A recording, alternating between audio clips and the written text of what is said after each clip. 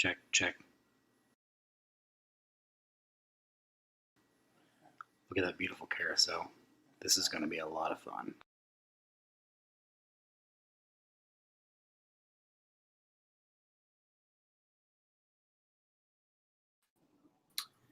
Hey everybody, welcome to Taking the Time.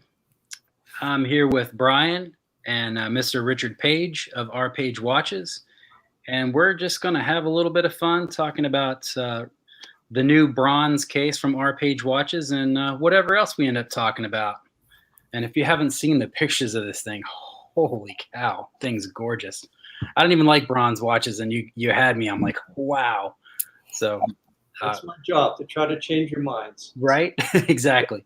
There's no mind changing here, Richard. I mean, the man who needs no introduction, the great Richard Paige, coming live from Hawaii, our Paige Designs. And I love bronze.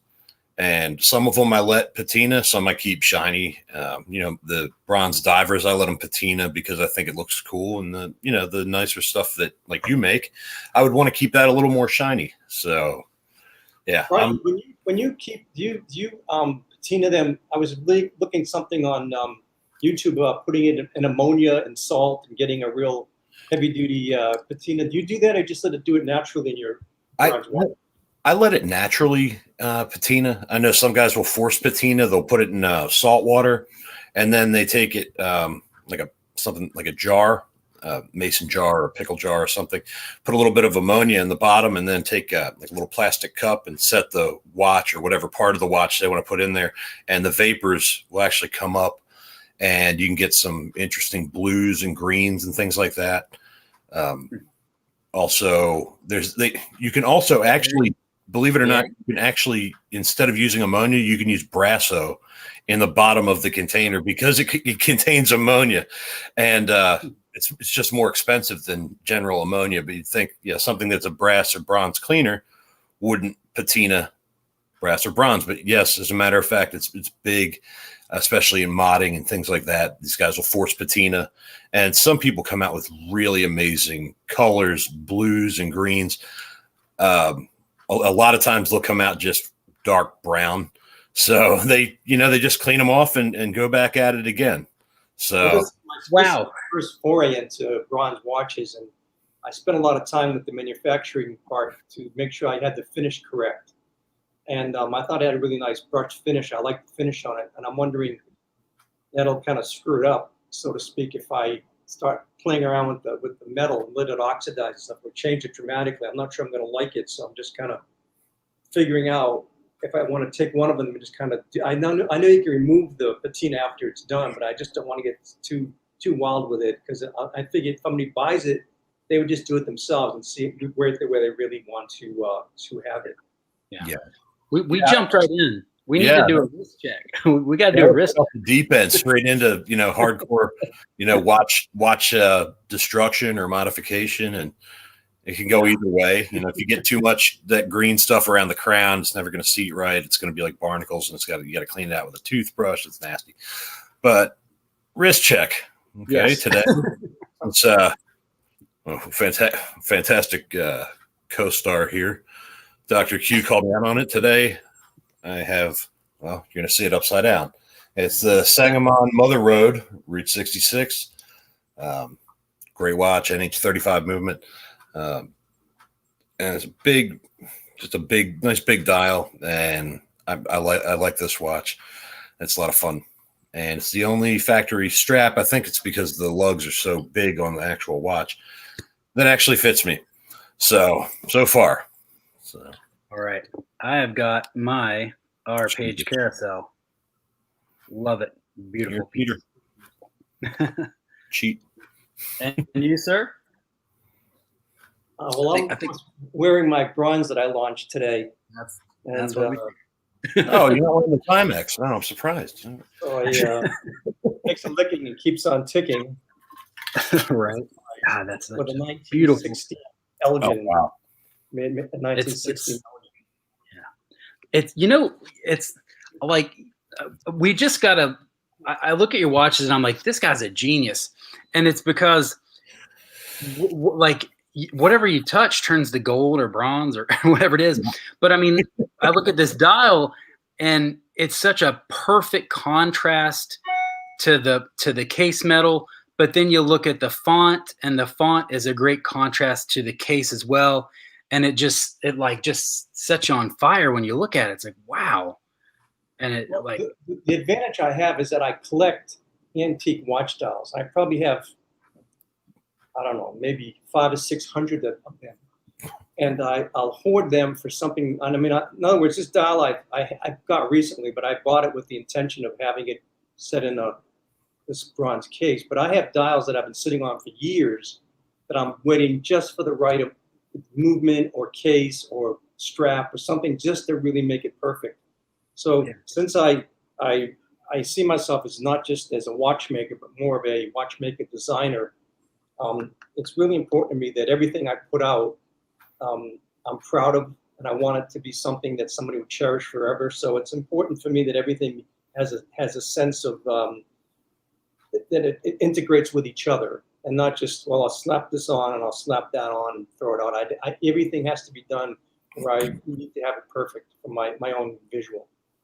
Yeah, and I mean, and you can tell. I mean, there's no doubt about it. You can tell, and that's like when we were talking about the carousel, like the process you do to pop out the sunken dial, and that's like I don't know who else even thinks about taking it to that level, and it's just fascinating. Like, in defense of that, I broke at least 30 of them trying to perfect that. Yeah, I bet That's and how I mean, I learned too. Yeah, I can see why, because these enamel dials, a lot of them are 100 years give or take, and you got to be they're I don't want to say they're fragile, but they kind of are fragile, right? Is that? Oh, if you drop in the crack, it's just like a porcelain cup or something. I mean, it's fire enameled in 7 or 8 layers. And it's enamel glass. So if you drop it, it'll break. If you put too much heat or too much pressure, it'll crack it. So I've tried to find dials that are. I mean, I'll see some great dials that I love, but if they have a crack in it, I just can't bring myself to get it, because I want to make it as perfect as possible. Yeah. I don't mind a metal dial that has aged patina, because I think it really adds a real interesting look to it. But when it comes to the enamel dials, because they were made to be impervious to the elements, they're waterproof, they're dustproof. Some of these are over 100 years old. They look like they were made yesterday. So as long as they don't crack, I'm okay with them. But if you start playing with them and you try to adapt, it's very easy to crack them. Yeah. I've actually accidentally messed up a couple of enamel dials messing with pocket watches. Proof positive. Yep. And I know they have those repair kits, but they don't ever. Well, that's just cosmetic. I mean, if you look at a magnification, it looks. The only way to really sometimes make it more, looks better cosmetically is to put an ultrasonic cleaner for about 7 or 8 minutes. And because a lot of times when it cracks, it's not as noticeable. But when dirt gets inside of it, then it leaves a dark line. And then when you get rid of the dark line, then it's not as bad. So that's one of the tricks of trying to improve the cosmetic on an antique dial, enamel dial. Yeah. It's fascinating to think about the process that you discover along the way. Like, that's not something I would be aware of, is putting a dial into ultrasonic to clean it and stuff like that. But that's just kind of goes along with, I'm assuming, your watchmaking heritage of knowing how to clean. Well, I'm 4th generation watchmaker. At one point when I was living in Massachusetts, I had 7 uncles who all had stores within a 15-mile radius of my house. They were all watchmakers also. Wow. So I'm kind of a journeyman, helping out with some of the family business. And I learned how to hand engrave, machine engrave, watchmaking, jewelry repair, jewelry design. So, it's kind of by osmosis, being brought up in that business, that you're able to learn stuff. So now I have 3 different cousins who are still watchmakers, and I still learn from them. I mean, I learned that trick about dials from my cousin maybe 15, 20 years ago when he was playing with it. He said, hey, stick it in the ultrasonic cleaner, because I was playing with pocket watches most of my life. I learned to fix watches on a pocket watch because they're much larger. And I was 12 years old. My dad sat me down and wanted me to fix watches. So he started me off on pocket watches because rather than trying to explain something I couldn't see, I could actually see the pocket watch. Yeah. Yeah. Help you understand the process and how it works. Yeah. I have one. I'm too afraid to get into it. And it's the second, the watch works fine, except the small second hand doesn't move. It just it's freewheeling. I don't know why. And, What you mean it's freewheeling? It's just spinning, or it doesn't? It can. I can manually just spin it, but it won't spin on its own. So I don't know if there's just a gear that's not engaging or something. It may be you need to tighten the pivot, the post on the second hand. It's not biting on the post. It's maybe a little bit loose and it's just spinning. Oh, okay. It may not be without seeing. It's like, hey, my heart doesn't work, doctor. What's wrong with it? I mean, I don't know, but yeah, you're right. There aren't that many things that go wrong with a watch because there aren't that many. There's a finite amount of moving pieces, and if you do watches long enough, you experience that. You've seen just about everything after a while, and that's something I would first of all. That's what I would check. Okay, yeah, I have to find it in my mess of watches, and I have some mods I need to finish. These need to be repaired. I mean, it's a good 3 pounds of watches there. It's not scrap. Yeah, I don't know where I could look for it while you guys continue, but no, that's all right. So what made you decide to do a bronze case? Well, like the rest of us, is that I'm also a watch collector, and I do a lot of trades for my watches. I like all different kinds of watches, and I've been noticing a lot of people with bronze watches who wanted to trade me their bronze watch for one of mine, and or maybe a couple of whatever, and I kind of got interested in it because I used to collect certain metals in vintage watches. I liked platinum and I liked sterling silver, and titanium. So when I had an opportunity to realize there was an audience for a bronze case, I thought it was more of a challenge to myself. Say, well, I think I can do that also, and I think I can do it. I think I can do it and make it something that's worthy, not just another Me Too. So yeah. I really went to, I had to decide what case to use, and I like the speakeasy because it's got so many different levels and it's stepped that when it patinas, it'll really I thought it would get a really, really nice effect when it begins to age. So I picked that one in particular, being that it has a ladder effect on the design. And I just thought it'd be a nice challenge. I'm only going to do 20 pieces. So even though I'm doing a bronze case, I'm only going to do 20 and 10. I only have 10 cases now, 10 more being produced. I've already sold 5 of the 10. So there's only 5 really available for the next couple of maybe months of this. So, I'm hoping the people who end up with them really like them, and there's not something that I'm going to get out there and say, oh, great, now I get a new market for bronze watches. I don't do anything in big editions. Everything's got to be small. So I may never do another bronze watch ever. And the next 2 watches I have being in production right now are completely different, and they're both in steel. Very cool. We went down the metal road, so Brad already knows what I'm going to ask you, Richard, because when you did the show before, I was not on this one yet. And my big question was, and I should have gotten both that pocket watch movement and it's a single jewel movement in it's almost like a lady's watch. It's really interesting. It's a manual wind, single jewel movement. It's very small. But I pulled the movement and the dial out of the case, and it says pure nickel. What was with the they're almost like bragging about that it was nickel. Is there some historical significance to that, or not really? A lot of it in the wartime. One of the things that they had to do when they started producing wristwatches, because when they finally began to produce wristwatches, they already had hit a war. You know, they had just come out of World War I. They were going into World War II. And the thing about, that's why a lot of military watches are very sedate looking and are very dark, because you don't want to have something that shines. You know, you don't want to be out in the field and you look, and the moon catches it and somebody goes, oh man, and they got a target. So they always were sedate, and they always had metals that were very unobtrusive. So nickel was really good because it, you know, it didn't shine. You know, I mean, I imagine you could shine it, but it was very dull metal. So they used nickel a lot in the 30s and 40s, even to the 50s. Yeah, I think this one was from the 30s, and it's got an interesting movement. I say interesting. Some people would say boring, or I don't know. It's literally, it says 1 jewel. Is it a pin lever movement? Just the jewel is on the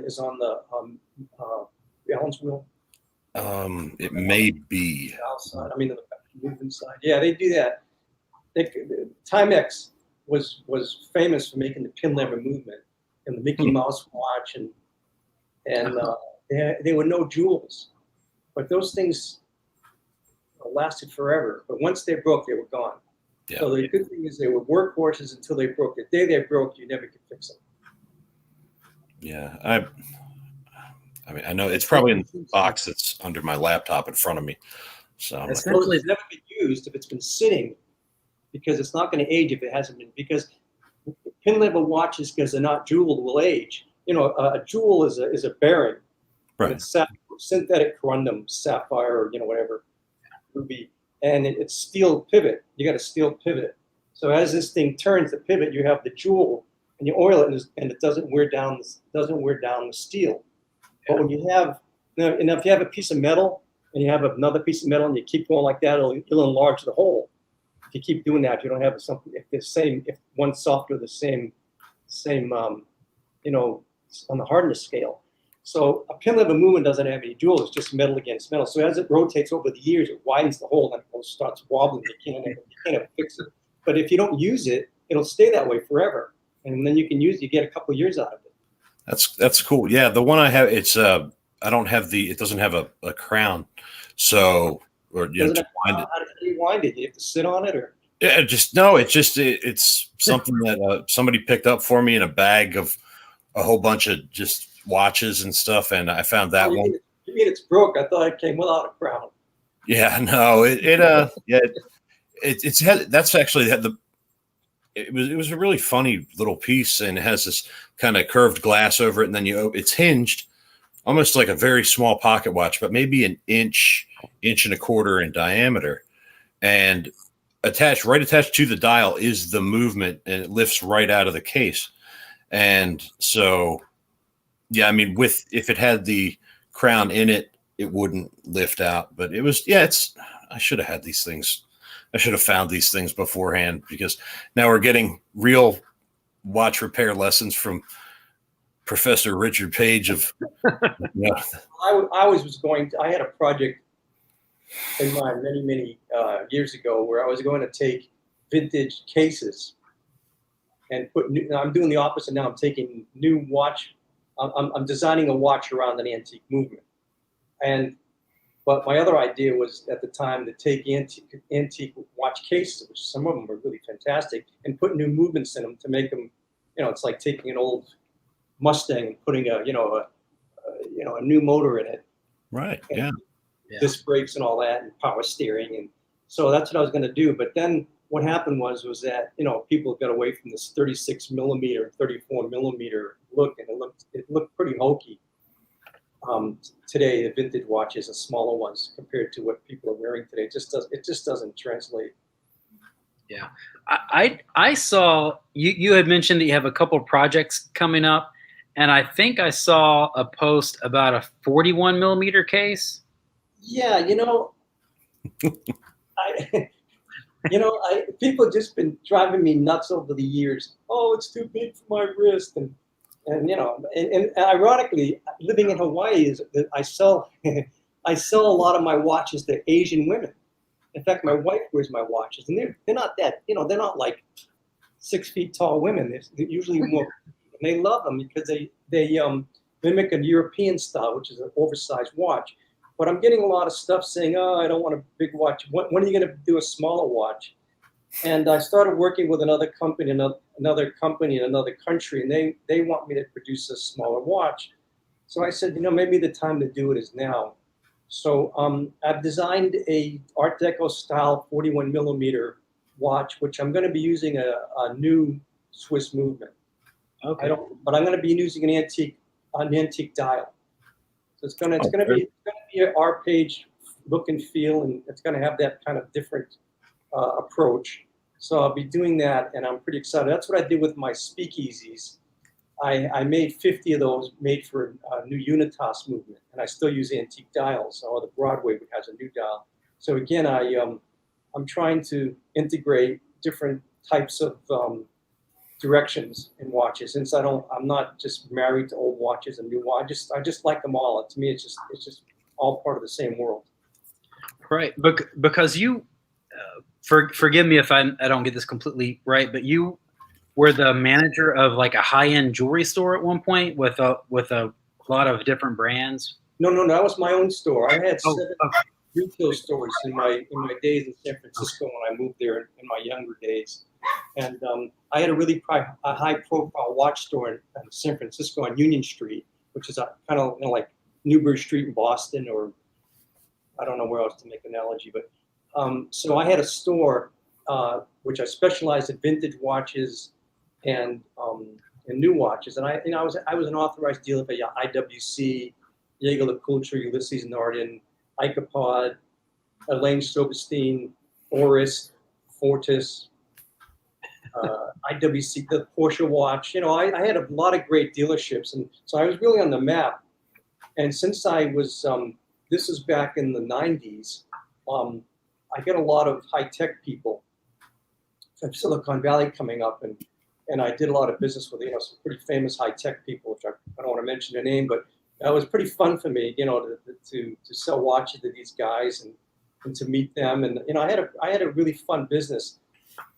But I got out of retailing and jumped onto the internet in the late 1990s, and never opened another retail store.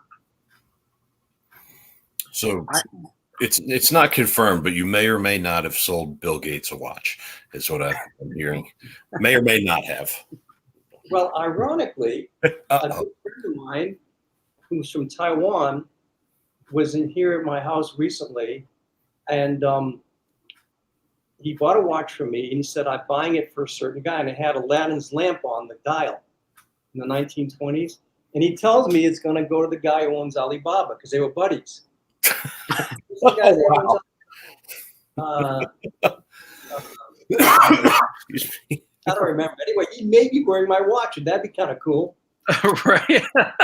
It's kind of like ironic, sort of, in a very strange way. Yeah, major irony there. It's very one-off bespoke watches and versus big mass-produced stuff, and it's kind of two sides of the coin meet in the middle of the yin and the yang. So that's too cool. San Francisco in a high-profile location time, I met a lot of celebrities and movie stars and all that, and they were kind of interesting. Not all of them were as interesting as they appear on the screen. A lot of them, yeah. but some of them are super interesting people. And my claim to fame was I sold Joe Montana a watch, so that was nice. That's a big name. Okay, yeah. I mean, George Lucas used my watches for the movie Tucker. I don't know if you ever saw that movie. It was about the guy who invented the Tucker car, and yeah. I watched it on the stage set. So it was fun because being in the Bay Area around all those crazy people in the 90s was an exciting thing. I can't even imagine that. Yeah, I'm sure you got in a little bit of fun while you were living out that way, and I'm sure you met up with some interesting and perhaps eclectic types of people. That's all there are in San Francisco. I mean, right. I mean, if you want to meet interesting and weird people, just go to San Francisco. I mean, I lived there for a while. And after I left, when I graduated college, I moved up to California. I ended up getting, living there. And it was a lot of fun back in those days of living in California. Now it's kind of overblown, and it has a lot of problems. And I'm glad I'm not there any longer, but it is a beautiful state. Yeah, it definitely has a lot to offer. So that's really cool. I love the history. I love movies. I love watches. I love cars. Motorcycles, things like that. So yeah, I mean, I'm just kind of hanging on to every word that you're saying, and I'm actually getting instructions on how to possibly fix something, myself from the master himself, which is a very rare opportunity for me because you are a watchmaker. And it's a dying art. And you're an artist too. Like, I mean, it's clear. I think it's pretty clear in the community that I definitely look up to you, respect you, and try to learn as much as I can from you. So when Brian says that, I'm like, I talk to you all like 2 or 3 times a week. It's pretty consistent that way. I think we're just chatting regularly. So I'm like, oh, just message him. So maybe not. You don't want to bother him, yeah. No, I love working with people who are just coming into business and who really take an interest in it. I feel like I've been in it so long, and I really want to give something back to it. It's really been kind to me and gave me a great life.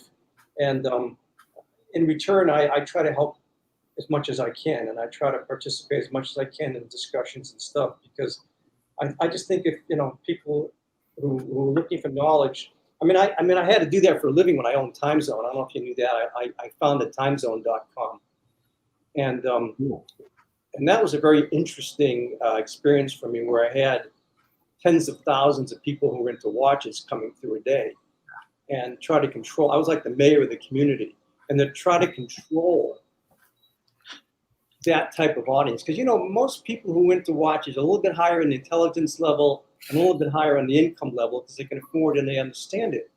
So when you get those kind of people in a discussion and they get into a pissing match, and I have to be the moderator, I mean, it was really a challenge for me. That's all I can say. I was actually. I used to work in a mental institution as a psychiatric aide. I think running time is much more difficult than working there. We haven't met before then. Yeah. So I was going to ask one question before I went to Time Zone, because that's definitely something that I wanted to talk about. So I'll ask my question, and I think I know the answer to it. But what is your favorite big luxury brand? Well, that's a very difficult question for someone like myself. I have an affinity for liking Jaeger-LeCoultre, only because my dad was a Jaeger-LeCoultre dealer, and I was just a little kid. I used to go and play with those watches in my dad's store, and he also was a dealer for Waltham and Hamilton and Bulova, all these kind of things. But Jaeger was just kind of his big brand. So when I was able to kind of get a little bit of money together to be able to collect a watch, because watches can be, even throughout the ages, have been expensive. I started to collect Jaeger-LeCoultre Reversos, vintage Jaeger-LeCoultre Reversos. They weren't expensive when I was collecting. Nobody really wanted them. They started making them in the mid-30s, and I kind of got a real fondness for Jaeger. So when I had my own store, I fought hard to get the Jaeger dealership, distributorship, which the authorized dealership, which I got. I was pretty proud of myself for being modern day with that company. I really like their watches. I'm not, today if I had to pick out my own watch, I'm more prone to like Panerai. And my wife is a huge Cartier fan, so unlucky for me. And, yes. I know the feeling. My wife just discovered there's a 38 millimeter Panerai, the Duo that just came out, or I think it's pretty new anyway. I feel your pain. I feel your pain. Yeah. Richard, yeah, my wife was talking to me the other day, and she hears Brad and I talk all the time, and so she starts talking about chapter rings and bezels and things. I was like, pretty soon she's going to know how much these things cost. Like, and she did get me a watch for my birthday, and it was nice. Pillow talk with you two. You're in bed, he's talking about bezels and stuff. Get you all excited.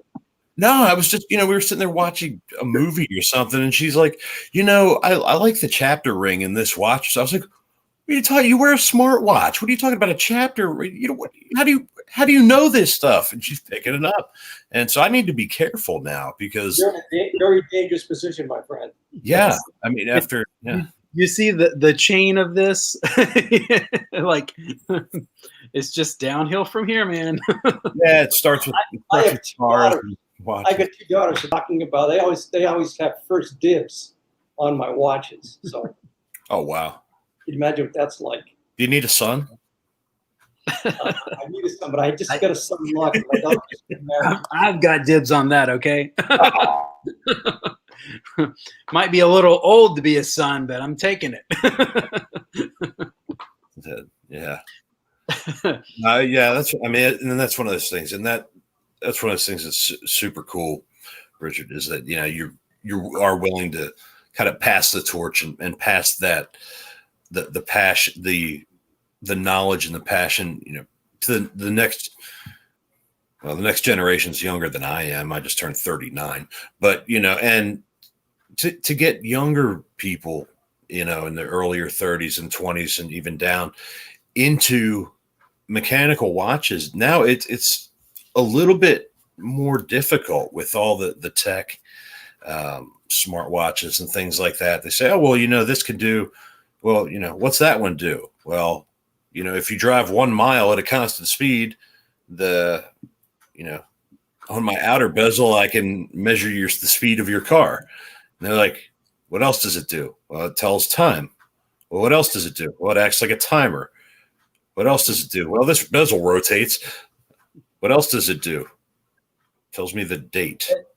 And I mean, I see so many smartwatches. I have the enemy living within my house because my daughter is a mechanical engineer for Apple. Oh, wow. Yeah. So she wears my watches at Cupertino when she goes to the main thing. She's always wearing my watch. What the hell is that? But the irony, and I'm not giving away any secrets about Apple by telling you this, but her boss or one of her managers used to work for Rolex. Oh, wow.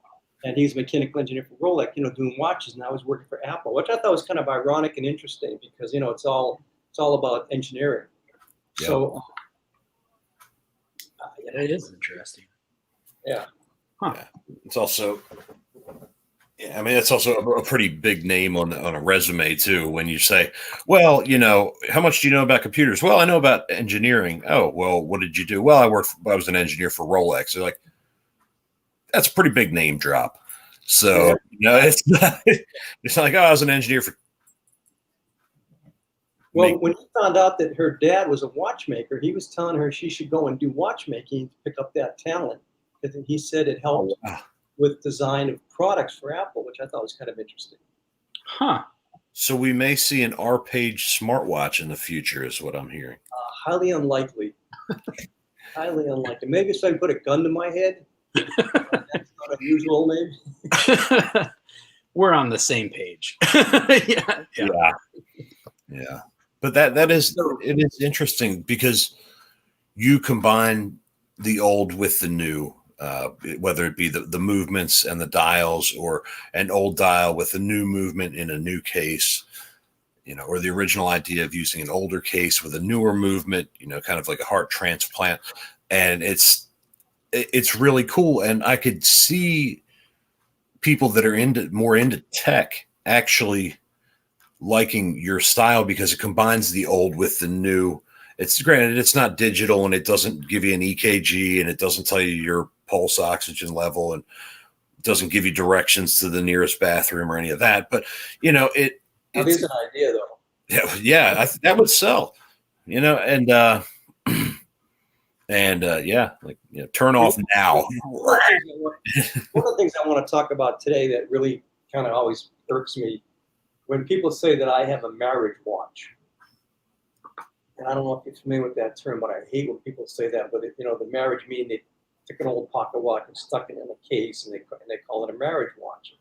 I've been into arguments with people on the internet about this because, by definition, a marriage watch is something where you take an old movement and you put it in a new case and you sell it as a watch. I mean, it's as simple as that. But the way I did it was that would mean that every watch is a marriage watch, because basically when you, as Brad knows, when you start your own watch company, you not only have to decide upon, because the case oftentimes is dictated by the movement or vice versa, but you have to choose. One naturally leads to the other. So because I chose to do my own watch brand, I thought I'd get a lot of grief from the watch community if I just did a pretty generic watch like an ETA or something that anybody could get, because I had this reputation of being someone who was a person in the internet, watch internet, and I was supposed to have known, sowed my oats and understand how it all works. So I couldn't afford to do a really high grade piece because it took it out of my price point. I wanted my watches to be, I didn't want to compete with Rolex and Omega and those people. I wanted it to be somewhere between $1,800 and $2,600. I thought that was a great sweet spot where I could offer it. And that was always a challenge for me too. Could I produce a watch for that kind of money and still do something great and do one of a kind? And the only way to really know if I could do that is to go ahead and try the project. So what I did, because I wanted to use something spectacular in a movement, I couldn't afford to use, not that I couldn't afford it, but I couldn't afford to sell them at that price. I chose an antique pocket watch movement because that's, in comparison of today's watches, that's like the Patek of today. I mean, some of these things, if you look at the movements, they're extraordinary workmanship. And remember, they're engraved and they're beautifully done, and they weren't even made to be seen. They were stuck inside of a post cover. So they did it to impress each other, the other watch companies and the watch authorized dealers.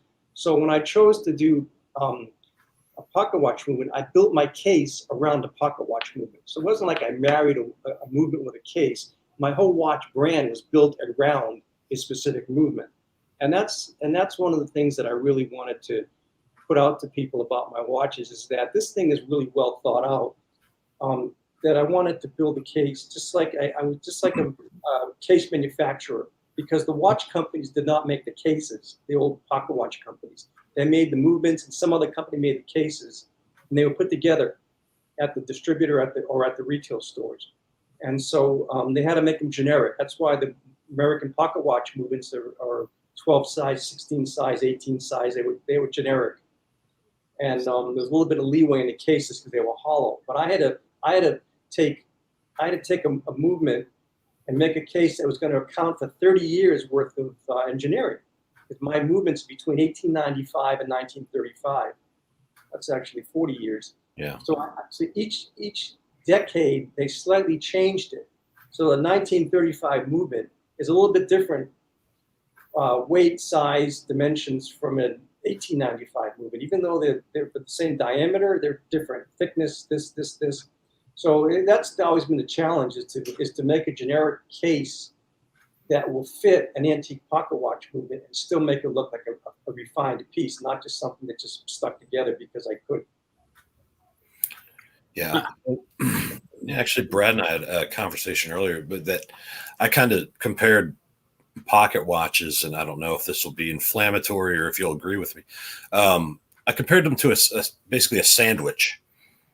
You have a top, you have a bottom plate, everything builds off of then, your top plate, and everything screws on, and everything's basically in between these, your two main plates. And that's what all the work is done in between. That's the meat and the cheese or something. And it's in order to make a sandwich come out, because you're basically taking different sandwiches and making them fit in the same, having them able to fit in the same wrapper or box by creating these great case designs that you have. And I just think it's so incredible because, yeah, I mean, the tolerances and variances. I mean, one movement might be a little bit thicker or thinner, and way more or less. And you don't want any contact with the crystal or the back, and things like that. So it's just getting that perfect, that kind of golden ratio is. I can't imagine how much math is put into each case design that you do. So. Well, the real refinement I had, in fact, the only refinement I had, was that the old pocket watches did not come with stem and crowns. Like modern watches come with a stem and crown. It's a D10. You unscrew it, it pops out. You screw it back in. The stem and crown were part of the case. Yeah. So that, yeah, as you're showing. So. Yeah, I also build watches. Yeah, exactly. So in a pocket watch, you've got the case, the crown, the stem, and a sleeve, which it pops into. So the only refinement I had, since I was making my own case to fit a pocket watch, was I had to manufacture and engineer my own stem, crowns, and sleeves. Yeah, there you go. There you go. Yeah, exactly. So that's actually a D10. That's a D10. Yeah. So I had to design my own so that the refinement I have is I can shorten or lengthen, well, not lengthen, but I can shorten the stem, or I can whittle it down to make it thinner. So that was the only refinement that I could actually only do and still use most of the American pocket watch movements in the 12 size.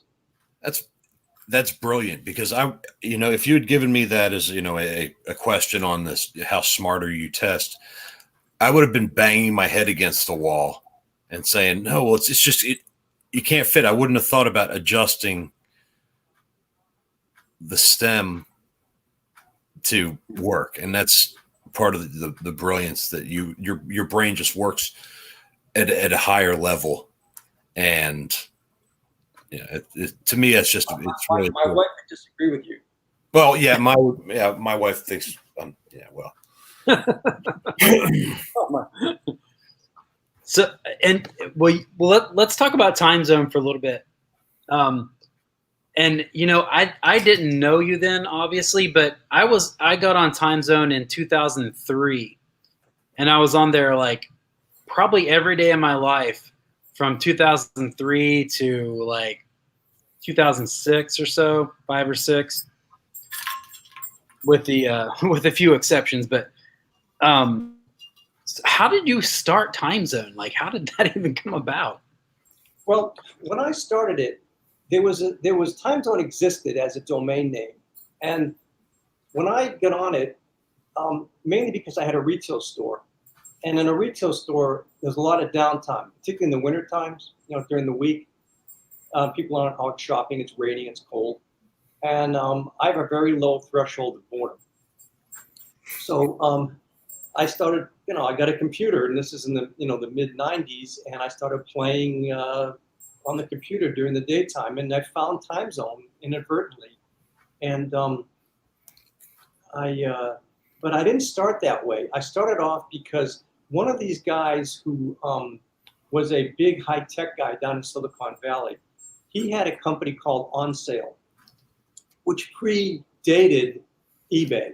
It was actually the very first internet auction house on the internet, and his name is Jerry Kaplan.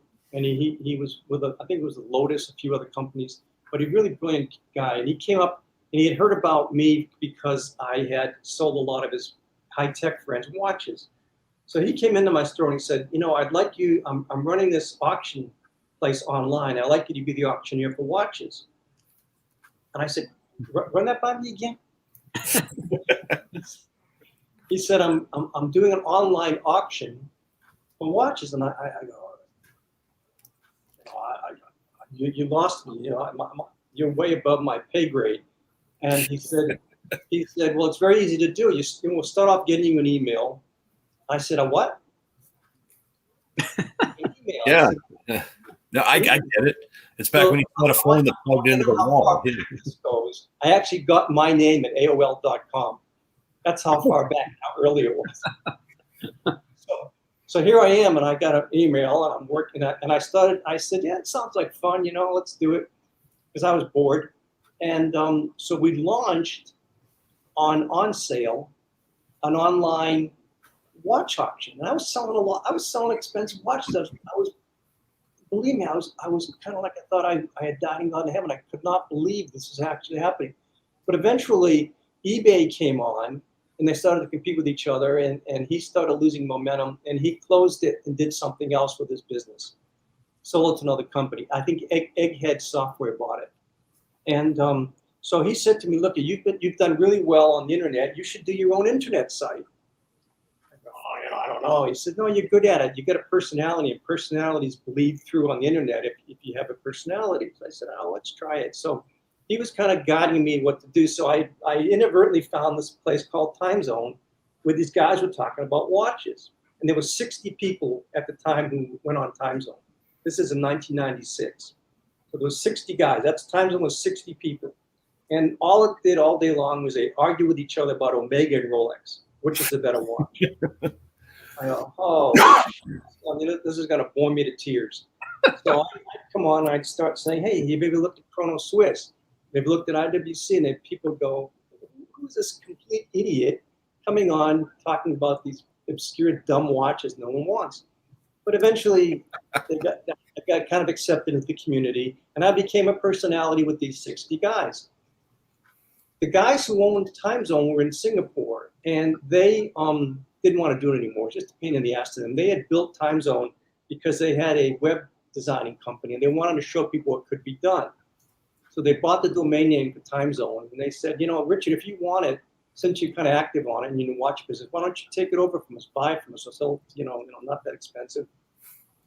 So he said, gee, I don't know, I have a small child, and I got a store to run and this and that. Yeah, you love it. So I said, all right. So I decided to buy Time Zone. So I bought Time Zone, and I didn't really, and at the time they didn't have, what we accept easily today. You can buy a website with all the dynamics of a website already built into it. But back then it was proprietary information. You have to buy it if you want to get a traffic count. You'd have to buy a traffic count or design one yourself. So I never had a traffic counter on Time Zone.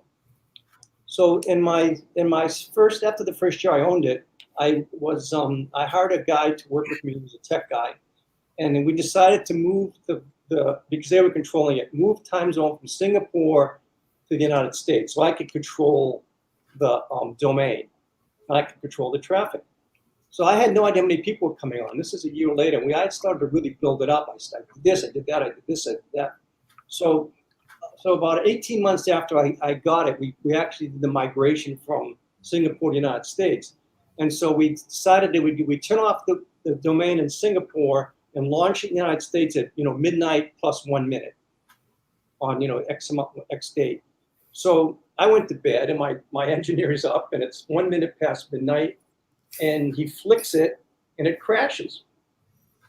Okay. Of course, yeah. So he called me up, called me up in the middle of the night, and he said, hey, the domain crashed. I said, oh shit, because I have people from Europe who are on right now, and because of different time zones, that's the whole thing, it's all different time zones.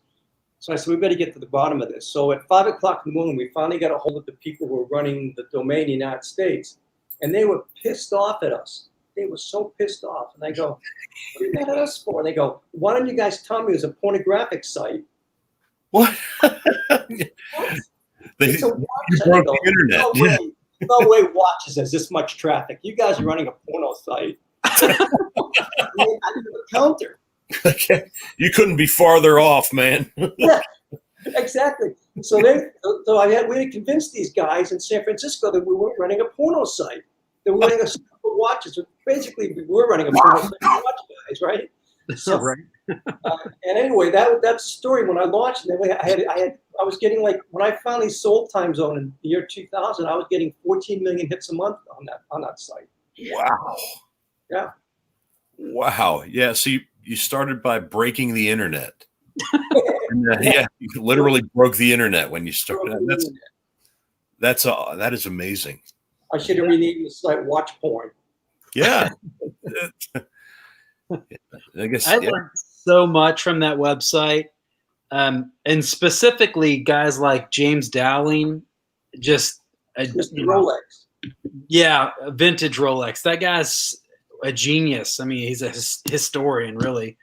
But I mean, and I mean that wasn't the only group I was in, but that was probably the one I was in the most at that point. But I mean, just like I grew up on that website, within the watch world, and My that's child. yeah, exactly. I mean, it's I mean, I love that website, and I recently got back on it just so I could see if I could reconnect with some of the people that I used to talk to, because I was big in I was in the vintage Rolex forum all the time, and I was in the Panerai forum all the time, and every once in a while a couple others, but there was some great people in there. I went to a get together in San Diego because of time zone, so it was like it's a great website. Like, So you go there every year to a watch meeting in San Diego? I just went to one. It was a Panerai get together in like 2005, I think, 4 or 5, somewhere in there. So it's been a while. Yeah, we had a couple of time zone dinners with some luminaries. The guy who did the Freak for Ulysses Nardin, I forget his name. Yeah. And a lot of the big watch guys who came to San Francisco, we took them off for dinner, and it was an interesting. Some of them are kind of not really dynamic because they're kind of more like scientists that you'd see in a lab. They're kind of shy. Yeah. And I mean, there's a lot of them who aren't shy. A lot of they promote themselves. A lot of the great watchmakers promote themselves now, but some of them, behind the scenes, they're just kind of shy. Watchmaking itself is a really solitary type of work. You're not like relating to anything but a piece of metal all day long. Trying to figure out how to make it run. So watchmakers by profession aren't always very outgoing. But it was fun meeting with them, trying to bring them out, trying to make them have a good time in San Francisco. We had a good time with them. The Freak, That's man. why it's not my profession. Yeah. I can picture that watch. I don't remember what the complications are, but I remember like that arrow looking piece with the gears that you could see how it rotated. I mean, that was a phenomenal watch when it came. I remember when they released it, and I mean, Ulysses Nardin's kind of known for that type of creativity, I guess. Yeah, thanks to the artistic flair. He passed on, but the guy who bought the name Ulysses Nardin, he really reinvented that brand. In the 60s, that's when Ulysses Nardin had its heyday. They were like Lucien Piccard. I don't know if you ever familiar with that line, but they produced some fun watches, but they were very, very traditional, and nothing really, really special at all. They made a nice product, but they weren't really high line or exotic. But the guy who bought the name in the 90s really, really reinvented that whole brand. Did a great job on it. Yeah. And I mean, in the 90s, I was a teenager. So, my first exposure to Ulysses Nardin was in like 2002, maybe 2001, 2002. And my first one I ever saw was the 1846 chronometer, the marine chronometer. Yeah. I used to carry those in my store. They're a great watch. Yeah. But it, compared to some of their other stuff, kind of bland. But a lot of watches were bland by nature up until, if you look at the history of design in watches, the most radical design was the Cartier Santos in the 20s, because it was a first wristwatch. And then you didn't see anything really, really outstanding until the Ventura, the Hamilton Ventura in the 1950s, the one that Elvis wore. Yeah. The next great design was the Accutron Space View, when you could see through, that crazy. Yeah, you can see the coil and. Yeah, it had it sound like a mosquito. And then you didn't really have anything really outstanding that really broke new ground until I think perhaps, the Cartier Pasha was the first oversized watch to break out of 36 millimeter. That was kind of interesting. But the Halter Barnes, which is Vianney Halter, his partner, and when they first made that first watch, was just extraordinary. I don't know if you remember, it was the one had 3 dials on it. It looked like a Nautilus. Looked like an old, not the Nautilus of the watch, like The Nautilus. shell, yeah. From the Jules Verne novel, Yeah. 20,000 Under the Sea. That spiral, yeah. Yeah, it had 3 dials. It was very, very cool. And I did an interview with him for Time Zone. I was really with his partner Jeff Barnes. We actually designed it, and they had a falling out, so it didn't really work out. But then Jenny Halter really went and did some of his own great stuff. He's a real incredible designer now. He's really doing some interesting stuff. But his Halter Barnes watch in around, I think it's around 2001, maybe 2000, was really a next step in watch design that broke new ground. And Elaine Silverstein also broke new ground with his Chrono 2. That was in probably 1995, maybe. And just it was because it was so different. He introduced all these colors into a watch. Yeah. And you can kind of pick out over the last century things that changed the dynamics of design in watches by certain watches that changed to kind of nudged things in different direction. Because everything else, like you say, was very bland looking. Watches by nature, because they were the only jewelry men could wear, were bland by nature. Yeah. So the Pasha was the first oversized watch. So would you say that they would probably be the primary creditor of the large watch, or do you think that Panerai was, because Panerai to me? Yeah, Panerai came way later.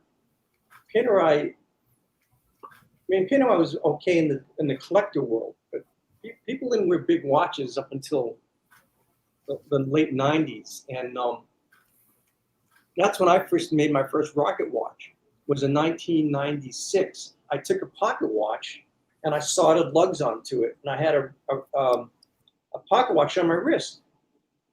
And I wore it around my store. People come in and go, "What the hell's on your wrist?" I've thought about doing that. I've wondered if it was possible, and apparently you've already done it. I mean, so that's really cool. That's where I get the name Rocket, because rocket means a cross between wrist and pocket. Rocket. Oh, okay. So I wore it around, and people would get all offended by it. What's that clock doing to the wrist? And I go, I have this because I'm hard of hearing. Hard of hearing, and I throw them off, and then they leave the store thinking, "Boy, that guy's really weird," which is okay by me, Yeah. That is fun. I actually came across a GCT that had lugs welded onto it, so you could wear it as a wristwatch. I have my original rocket watch. Let me show you. Hold on. I kept it all these years. This is the one I made in 1996. Oh, wow. It's sterling silver, and I soldered on these lugs. This was the very first Paige rocket watch. So I had this on my wrist. It doesn't look that big now. Yeah, I was going to say, it doesn't look that bad. It's not that big now. Yeah. But back then, people thought I was insane. I go, "Look at that big clock being on your wrist." And of course, I have the 12 at my hands because I didn't want to reorient it. But I wore this around for a while. I really loved it. And I kept it all these years, and I kept looking at it, and this is the inspiration for my rocket watch. That's awesome. Yeah, They're not that far off in size. No. And I did this, and I said, someday I'm going to do my own watch. And after I sold Time Zone, I left the watch business for 10 years. I never wanted to look at another watch again as long as I lived. I sold my entire collection. I couldn't stomach looking at watches ever again. I thought I'd get out of it. Went into real estate development here in Hawaii. And then I just kind of gravitated back towards it. But I pulled this out. The first thing I did is I pulled this out. And that's the inspiration for what I'm doing now. That's awesome. I should hang it on my wall. That's put it in, make a nice shadow box, put maybe it's crushed velvet or and a little bit of lighting, have it, Yeah. Just My daughter made this for me. I put on my wall. Oh, fantastic. Yeah. That's really so, just if you guys haven't gotten on to ourpagewatch.com, just scroll through the pictures, and I mean it's watch porn for sure. Yeah.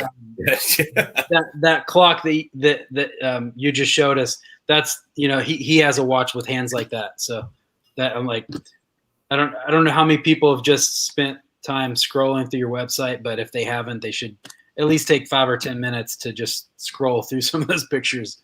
It would make my wife happy.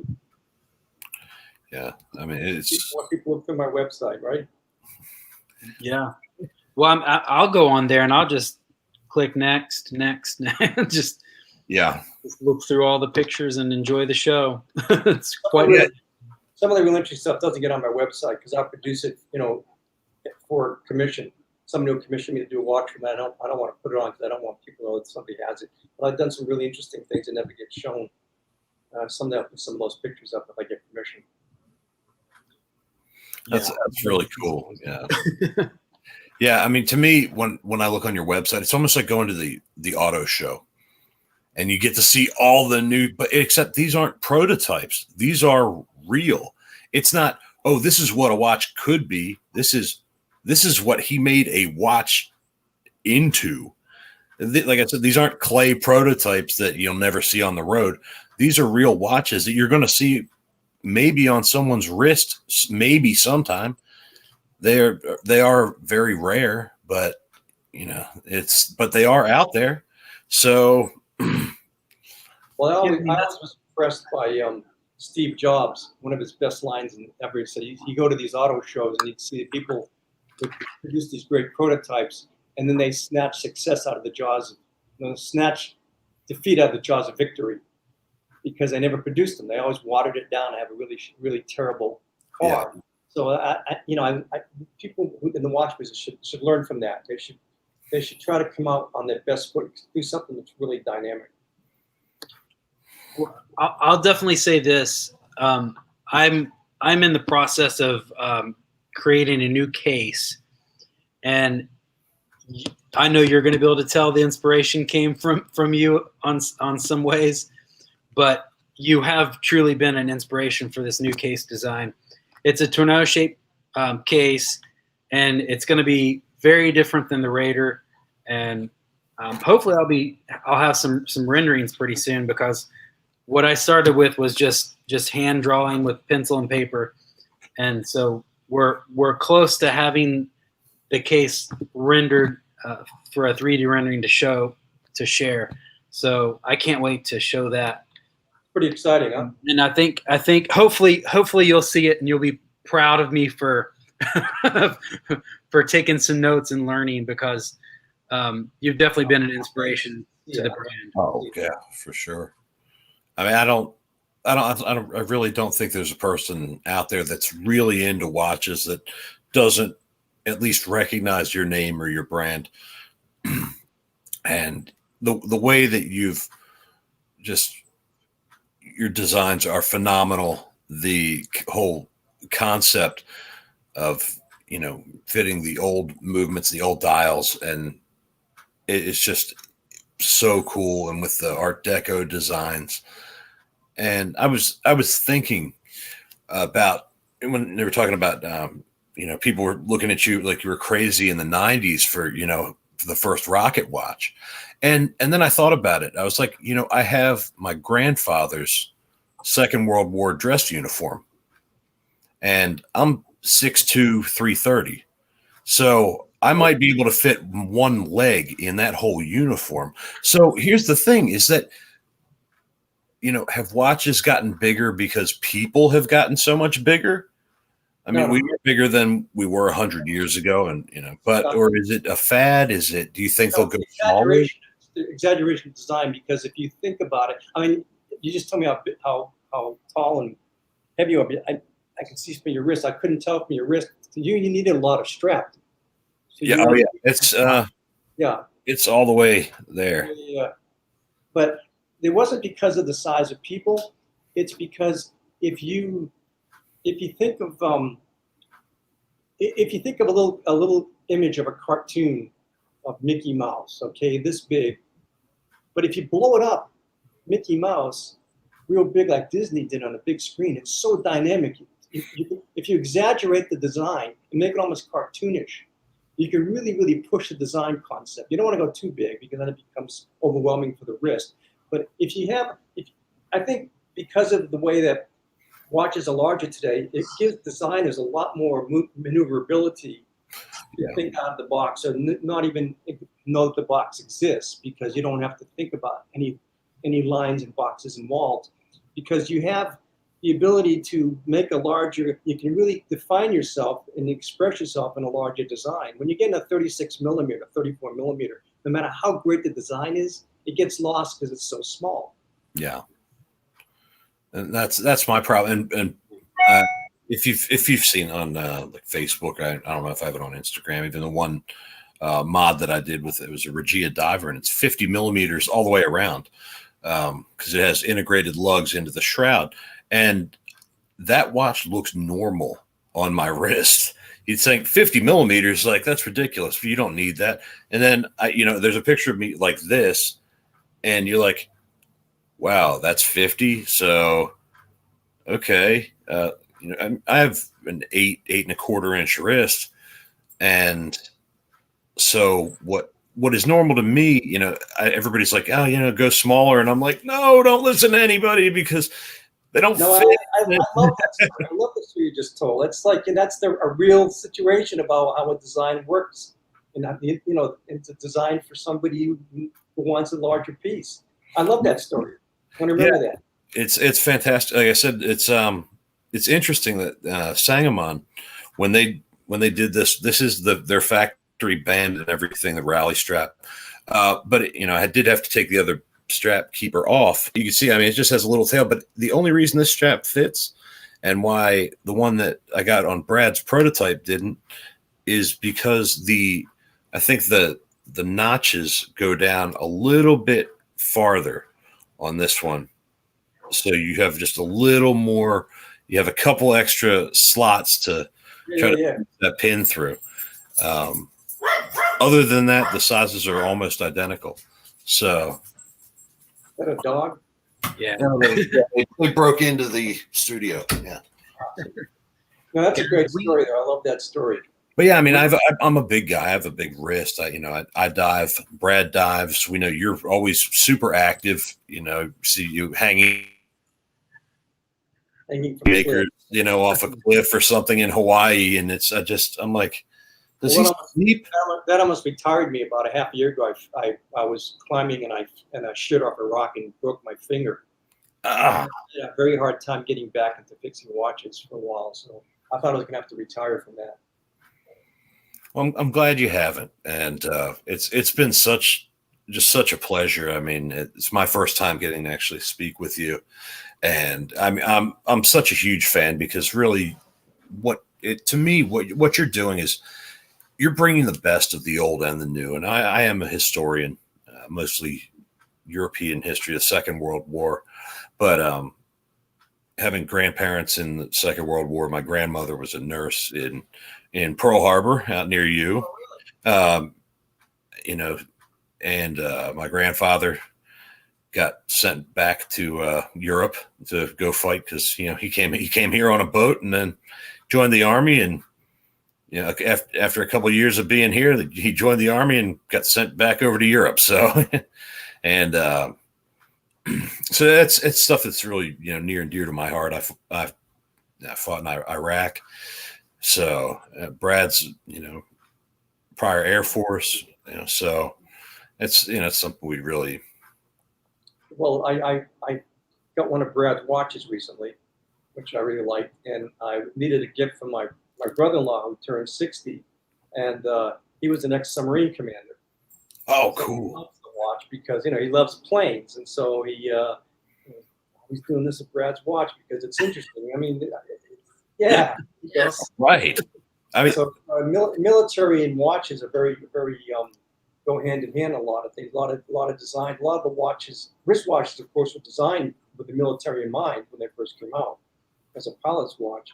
But they really affected the dynamics and the direction of watches, especially in the United States, because we lost momentum because of the two world wars. The American watch companies closed down between the two world wars to make, during the wars and before, to make stuff for the war effort, not produce watches. And the Swiss were neutral.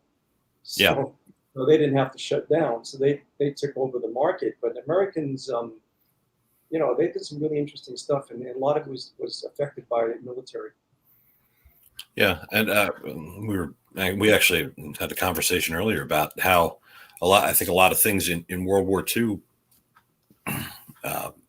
the radios at the time in the field were pretty much non-existent or very primitive unless you had set up a temporary, you know, camp somewhere. And even then you couldn't transmit very much. So a lot of these guys did things just based on time, you know, say, hey, you need to get to X before 1500 hours today because we're going to attack it at 1505. And then guys would run off in 360-degree directions, all looking for X. And hopefully they got there, or maybe they didn't. And, you know, so, and then at that time, you know, open fire. And I mean, it was a compass and a wristwatch and a rifle. I mean, that's what they had. Oh, and yeah. You think about now, you know, modern electronics and things on the battlefield, and it's just so much different. And those guys were out there. Yeah. So. Well, guys, we are way past an hour. So I think we need to probably wrap this up. We could just make this a series. Yeah, that would be fun. I could talk to you guys all day, but I think we need to wrap up the show. I'm going to give the floor to Mr. Paige if he wants to say anything as a final thought, and then we'll plug the channels and we'll head on out. Not really. My only final thought, as I say this all the time, is time waits for no one. There we go. All right, guys, go to ourpagewatch.com. Check out those beautiful watches. Make sure you like and subscribe us on Taking the Time and Veterans Watch Collector channel on YouTube. And we will see you next time. Thank you for taking the time. Great seeing you both. Take care. Bye, everybody. Hey, thank you again.